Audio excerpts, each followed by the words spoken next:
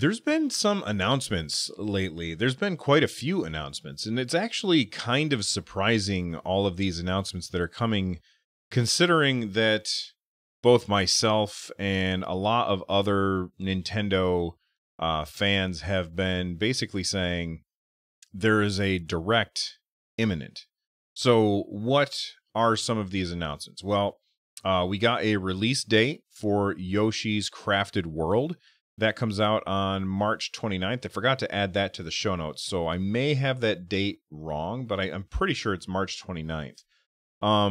We got a release date, I think it's April 3rd. I could be wrong about that, but because these are two things that happened a couple days ago, and I just forgot to add them to the show notes right before I started recording. But that was Kirby's Epic Yarn. For the 3DS. This is a game that was originally on the Wii, and they have ported it to the 3DS. I'm not a huge fan of that game. That was the first Kirby game that I ever played, and a lot of people whose opinions on gaming I really respect gushed about that game. And so I said, I'm going to check that out and see if it's any good. And it was just kind of okay. It didn't really draw me in, and part of the problem was the fact that you had to hold Wii remotes sideways, which was never comfortable and never a good way to do it. So I was never a huge fan of that, and that is definitely one point that was against Kirby's Epic Yarn. But now it's on the 3DS, and it's coming in April, I think it was. So those two things right there, those are Nintendo first party stuff. You know, a lot of people were like, whoa, hold on. Does this mean that we're not getting a Direct this month? Which is a valid question, because those are announcements that would be in a Nintendo Direct most of the time. And everybody and their brother was, myself included, we were all anticipating that there would be a January Direct. I kind of guessed at January 11th or 18th. I don't see the 11th happening now because I think that we would have heard about it by now. So I still think that there's a possibility for a Nintendo Direct. But let's talk about some of the other announcements before we talk about whether or not there's going to be a Nintendo Direct. So those all happened either yesterday or the day before, the Yoshi and the Kirby stuff. But then today, there was a bunch of release dates that were listed for third-party stuff as well. So Square Enix posted to Twitter, or at Final Fantasy, I guess.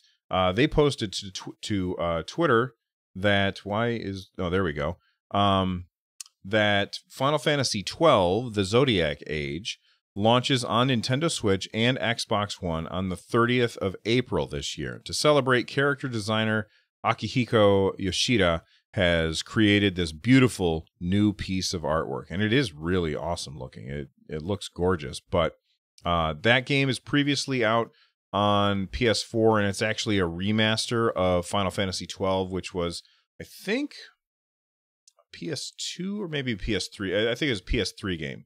It was a PS3 game, so it was a remaster. It was out on the PS4, and that was announced today. In addition to that, at Final Fantasy also announced today that is that the same day? No, on April 16th. So that's 14 days earlier. You would be able to pick up Final Fantasy X and X-2 HD remaster. It says here, your story begins on April 16th. You can play the Nintendo Switch and Xbox One versions of Final Fantasy X, X-2 remaster. I anticipate that this means that very soon we will find out the launch dates for Final Fantasy VII's release for the Nintendo Switch, as well as Final Fantasy IX releasing for the Nintendo Switch. Square Enix has really stepped up their support for the Nintendo Switch. But again, these are the type of announcements that you would completely expect to find on the Nintendo's Direct. So again, this lends more credence to the idea that there is no Nintendo Direct planned for January. But that's not it. There's still more stuff. We also found out that Dragon's Dogma, which I don't know anything about. I watched the trailer. The trailer looked pretty cool. I talked to my buddy Richard about it, and when I looked at it, it felt a lot like Monster Hunter, and it felt like it was a multiplayer game. And I asked him about it, and he said it's not actually multiplayer, but when you do stuff in this game, it kind of saves the way that you play, is how he explained it to me. And then you can be like hired by your friends to come into their game, not as you, but as a CPU control, or like an NPC that plays like you do, if that makes any sense. You can go into their game and help them try and take down big monsters. That was this was from Gematsu .com. Dragon's Dogma Dark Arisen. That's a weird way to say that. Dark Rising is what I would have said, but that's okay. Dragon's Dogma Dark Arisen is coming to Switch on April 23rd. Yet another announcement that you would think would be tied to a Nintendo Direct. So, was there one more? Yes, there was another one. Dragon's Lair Trilogy, also coming to the Nintendo Switch. It's due out next week. I'm kind of torn on how I feel about this game. This is a game that when I was a kid was in arcades, and every time I looked at it, it just blew me away because it looked like a Disney film, and it looked like a Disney film when you were playing it too. And that's because it was actually, like a cartoon, and it would have like these moments where it was played on Laserdisc. If if that's telling you how old I am. It was played on Laserdisc. And basically what would happen is it would show a little bit of a cartoon, then it would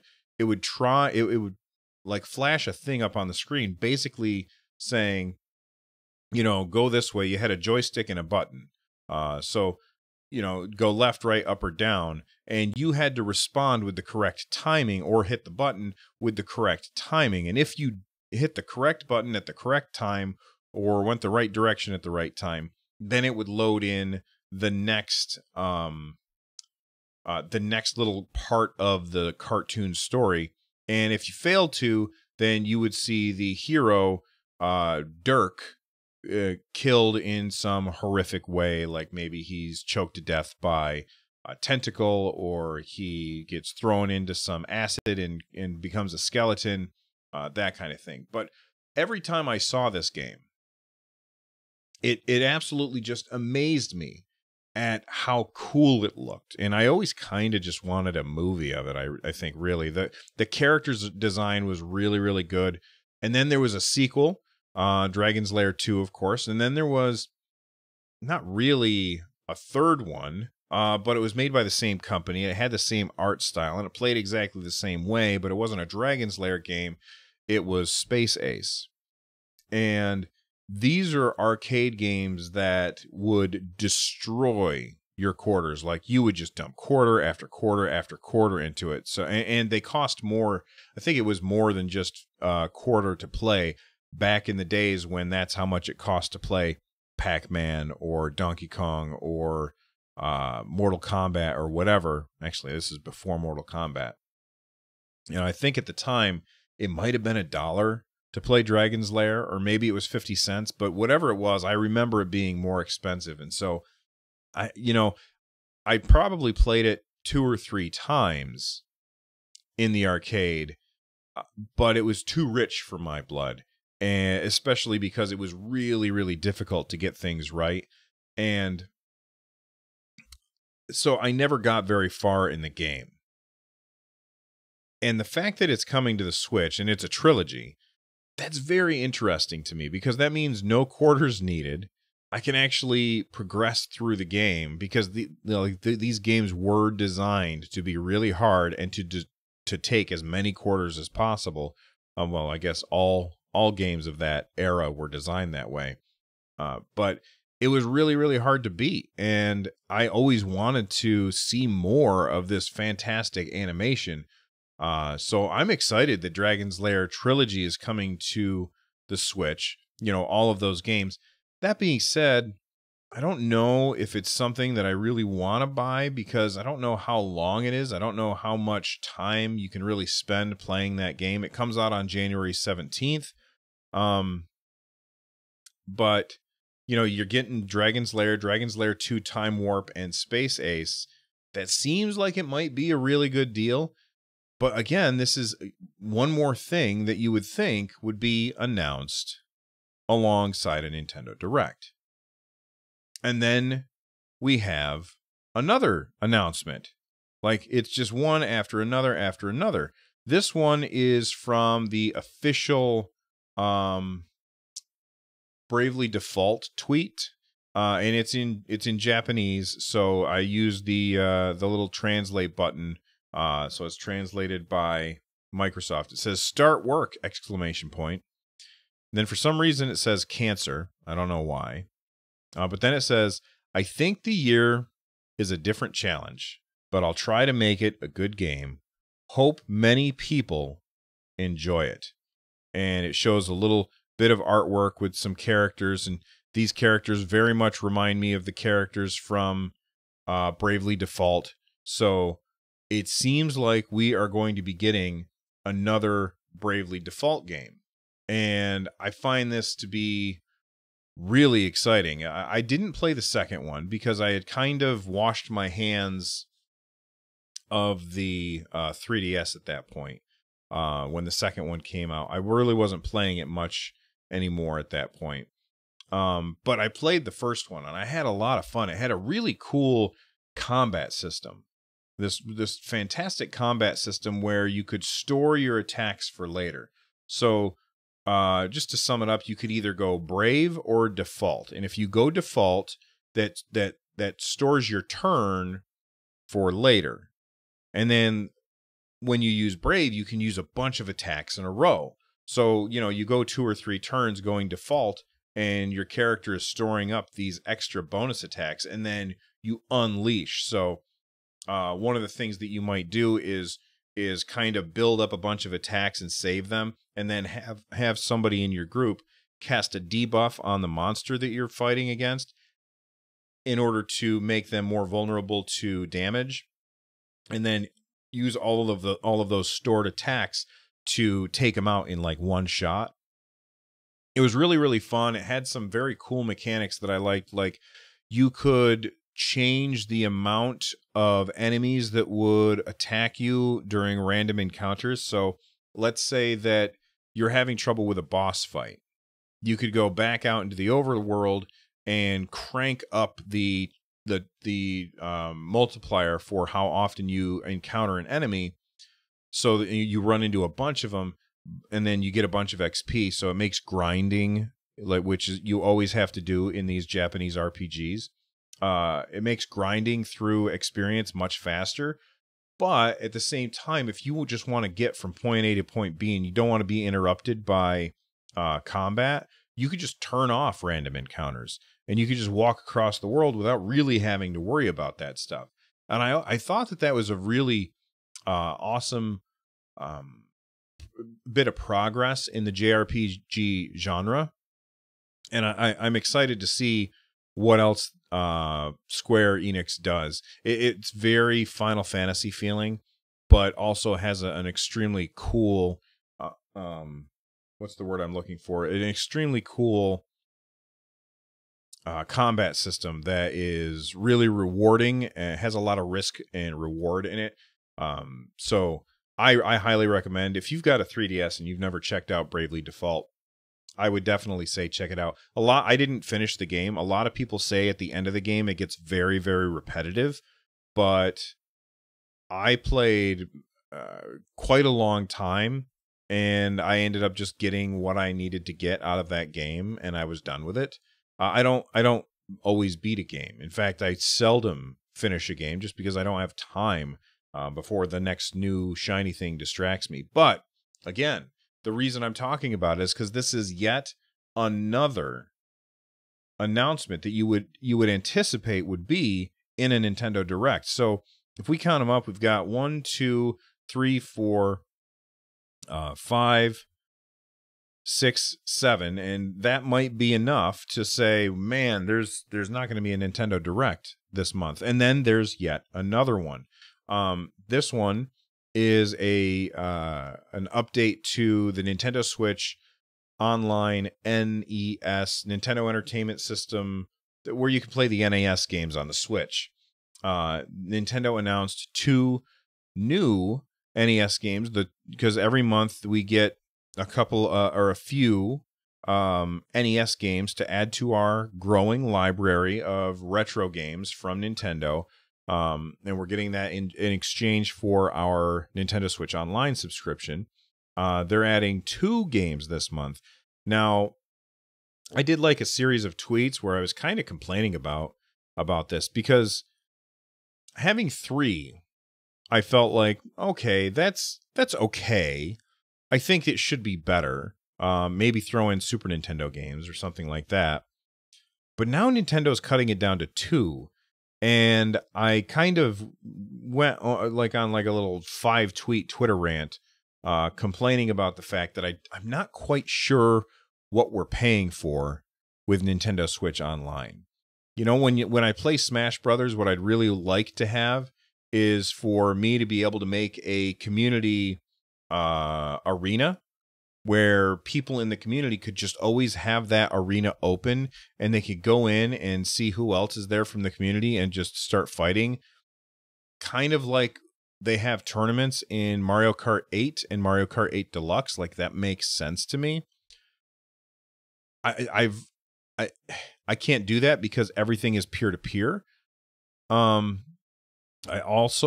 don't like the fact that I've run into quite a few times where I've been fighting in Smash Brothers and I've lagged out big time.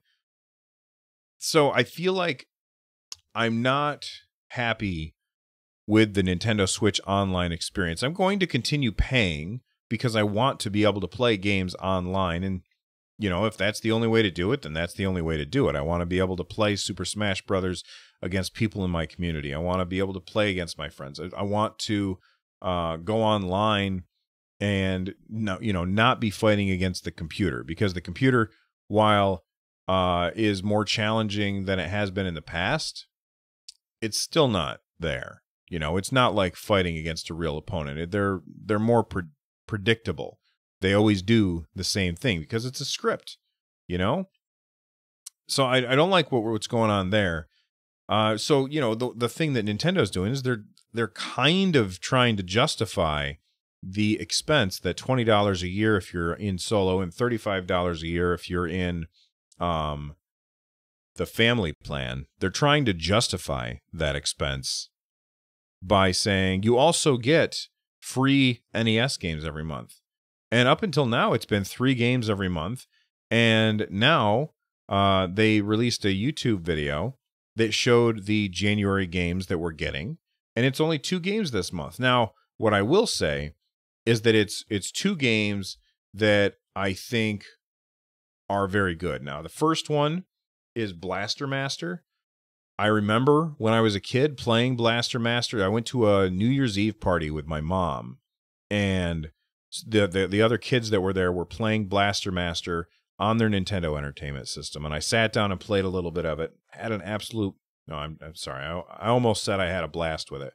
I had a lot of fun with Blaster Master, but I didn't own it myself, so I didn't play much. Now, I did end up getting Blaster Master Zero for the Nintendo Switch, and I don't know if Blaster Master Zero is a straight-up remake of the original Blaster Master. I get the feeling that it is, in which case I don't really care about getting Blaster Master. It'd be nice if it's not just a straight-up remake, because I feel like I've already played it now, because I played the hell out of Blaster Master Zero and had a blast with it. Oh, damn it, I did it again. No pun intended. The other game is the one that I'm probably more excited for, and that's Zelda 2. Um, this is a game that every time I've tried to play it, I've just gotten absolutely smacked down. Like, I'm terrible at Zelda 2.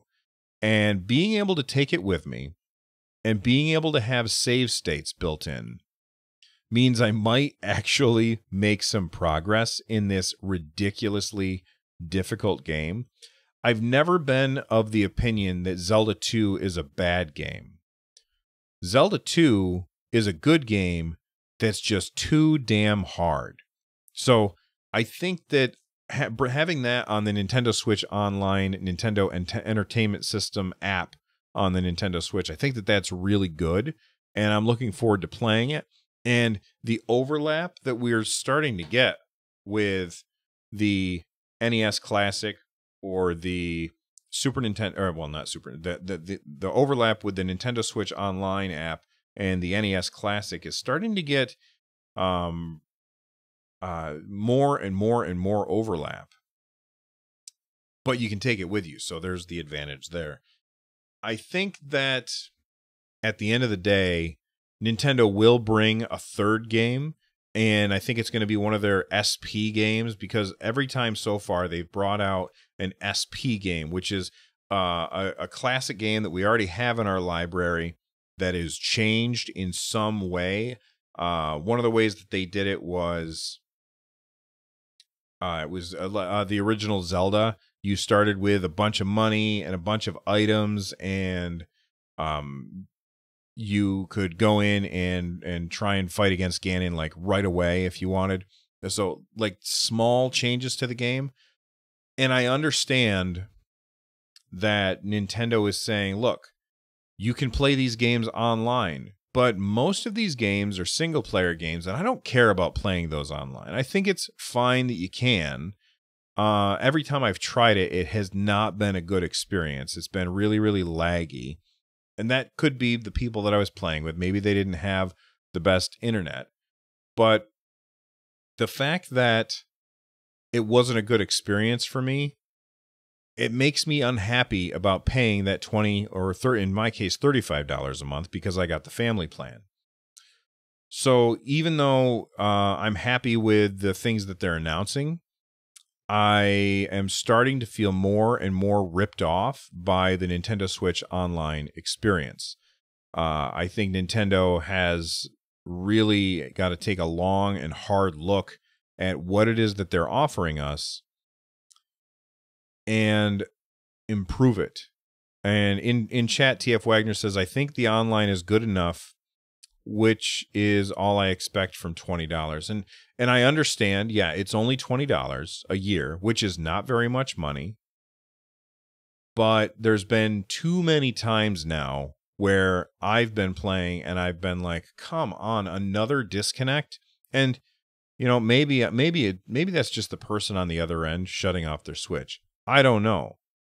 But it would be nice if they would provide servers instead of peer-to-peer. In fact, if they provided servers for Smash Brothers, where we could have a community arena, like I said before, I don't think that I would have nearly as many complaints, and I probably wouldn't be complaining about the lack of a third game in January for the Nintendo Switch Online NES stuff.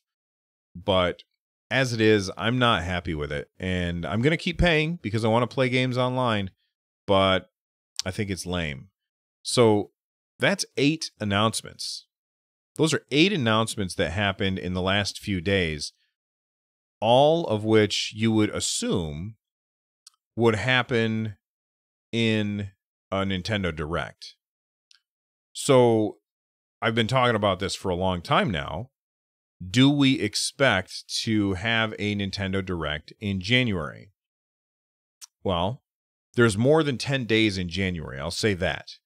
And I do think that there is still a chance that we can get a Nintendo Direct in January, but all of these announcements have made me, after the first 2 announcements, I was like, well, maybe Nintendo just, maybe they don't have room for this stuff in there, or maybe they're just trying to throw us off the scent by saying, hey, here's a couple of announcements. And then everybody's like, whoa, is there no direct this month? And then bam, there's a direct right after that, you know? That's one thing that I was thinking. But having all of these third-party announcements following those big first-party announcements, like there's not much else to talk about unless it's all brand new stuff. And trust me, if we get a Nintendo Direct that's all brand new stuff that we didn't hear about already, that would be fantastic. But do I think it's likely? I don't know. I want to know what you guys think. If you think it's likely, let me know. If you don't think it's likely, let me know. All right. If you are listening to this, there's lots of ways you can let me know. Email runjumpstomp@gmail.com, Twitter @runjumpstomp. If you are watching this on YouTube, comment right down below. I think that there's a good chance that we won't get a Nintendo Direct this month. And while that makes me a little sad, that just means that the February Direct or the March Direct or whenever it is that we get the next Direct is going to be that much better. Anyway, here's hoping.